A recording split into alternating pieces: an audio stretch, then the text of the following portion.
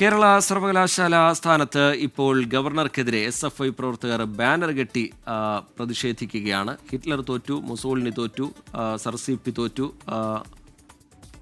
ബാക്കി എന്താണ് എഴുതിയത് എന്ന ദൃശ്യങ്ങളിൽ കാണാൻ കഴിയുന്നില്ല. അതിൻ്റെ വിശദമായ വിവരങ്ങളിലേക്കൊക്കെ എന്നിട്ടാണോ രാജേന്ദ്ര എന്ന വാക്കുകൾ എഴുതിക്കൊണ്ടാണ് അവിടെ SFIയുടെ പ്രതിഷേധം നടക്കുന്നത്. നേരത്തെ രജിസ്ട്രാറെ VC സസ്പെൻഡ് ചെയ്തതിന് പിന്നാലെ കടുത്ത പ്രതിഷേധം ഗവർണർക്ക് നേരെ, VCക്ക് നേരെയൊക്കെ SFIയും DYFIയും ഒക്കെ ഉയർത്തുന്നുണ്ട്. കഴിഞ്ഞ മണിക്കൂറുകളിൽ രാജ്ഭവനിലേക്കുള്ള പ്രതിഷേധ മാർച്ച് നമ്മൾ കണ്ടിരുന്നു. SFIയുടെ പ്രതിഷേധ മാർച്ച്, അതിന് പിന്നാലെ DYFIയുടെ പ്രതിഷേധ മാർച്ച്. ഗവർണർ ഭരണഘടനാ ലംഘനം നടത്തുന്നു എന്നതടക്കമുള്ള വിമർശനങ്ങൾ ചൂണ്ടിക്കാട്ടിക്കൊണ്ട് ഗവർണർക്കെതിരെ പ്രതിഷേധം കടുപ്പിക്കുകയാണ് SFIയും DYFIയും ഒക്കെ. സർക്കാരും ഈ VCയുടെ നടപടിയിൽ പ്രതിഷേധം അറിയിച്ചു കഴിഞ്ഞിട്ടുണ്ട്. അമിതാധികാര പ്രയോഗത്തിലേക്ക് VC കടന്നു എന്ന വിമർശനം മന്ത്രി R ബിന്ദു ഉയർത്തിയിരുന്നു. വീണ്ടും സർക്കാരും ഗവർണറും തമ്മിലുള്ള പോര് തെരുവിലേക്ക് നീങ്ങുകയാണ്. ഇപ്പോൾ കേരള സർവകലാശാലയുടെ മെയിൻ ഗേറ്റിൽ നിന്നുള്ള ദൃശ്യങ്ങളാണ് പ്രേക്ഷകർ കാണുന്നത്. അവിടെ ഗവർണർക്കെതിരെ ബാനർ കെട്ടുകയാണ് SFI പ്രവർത്തകർ.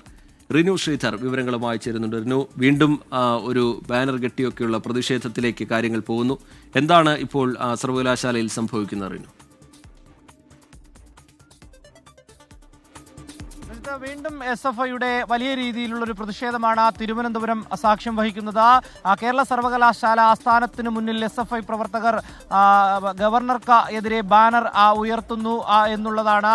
നമുക്കറിയാം, നേരത്തെ SFI രാജ്ഭവനിലേക്ക് നടത്തിയ മാർച്ച് വലിയ രീതിയിൽ സംഘർഷാവസ്ഥയിലേക്ക് പോകുന്ന ഒരു സാഹചര്യം.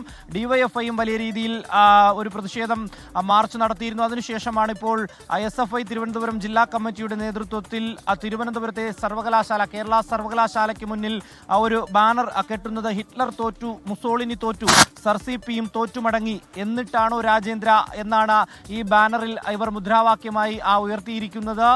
നമുക്കറിയാം, വരും ദിവസങ്ങളിൽ നാളെ 11 മണിയോടുകൂടി രാജ്ഭവനിലേക്ക് SFIയുടെ നേതൃത്വത്തിൽ വലിയ രീതിയിലുള്ളൊരു പ്രതിഷേധ മാർച്ചിന് വേണ്ടി ഇവർ തീരുമാനിച്ചിരിക്കുന്നു എന്നുള്ളതാണ് നമുക്ക് അറിയാവുന്ന ഒരു കാര്യം. കേരള സർവകലാശാലയുടെ വൈസ് ചാൻസലറായി സിസ തോമസിന് ചുമതല നൽകിയിരിക്കുന്ന ഒരു സാഹചര്യവുമുണ്ട്.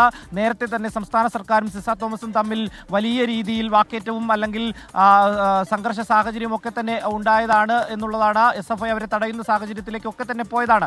നാളെ സർവകലാശാല ആസ്ഥാനത്തേക്ക് അവർ വരികയാണെങ്കിൽ SFIയുടെ ഭാഗത്തു നിന്നും വലിയ രീതിയിലുള്ളൊരു പ്രതിഷേധവും ഉണ്ടാകും എന്നുള്ളതിൽ യാതൊരുവിധ സംശയവുമില്ല. എന്തായാലും SFI ഇപ്പോൾ സർവകലാശാല ആസ്ഥാനത്തിന് മുന്നിൽ വലിയ രീതിയിൽ പ്രതിഷേധം അറിയിച്ചുകൊണ്ട് ബാനർ കെട്ടിയിരിക്കുന്നു.